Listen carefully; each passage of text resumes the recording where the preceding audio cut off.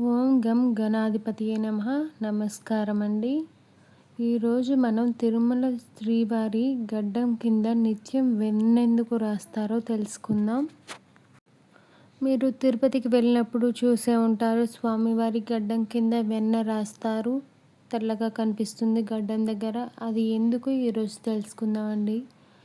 పూర్వం భృగు మహర్షి వల్ల శ్రీ మహావిష్ణువుపై అలిగి లక్ష్మీదేవి కొల్హాపురాన్ని చేరుతుంది.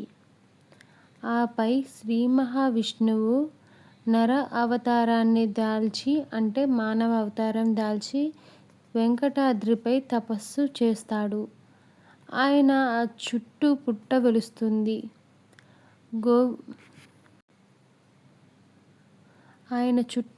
వెలుస్తుంది. గోమందలోని కామధేనువు స్వామివారికి నైవేద్యంగా పుట్టలోకి పాలధారను కార్చి ఆ స్వామివారి ఆకలిని తీర్చేది. దాన్ని గమనించిన గొల్లవాడు కోపంతో కర్రతో ఆవు తలపై కొడతాడు. దానిని అడ్డుకొని నారాయణుడు ఆ దెబ్బని తాను భరిస్తాడు. ఆ దెబ్బ స్వామికి గడ్డం కింద తగిలింది. దానికి ప్రతీకగానే స్వామివారికి నిత్యం గడ్డం కింద వెన్న రాస్తారు.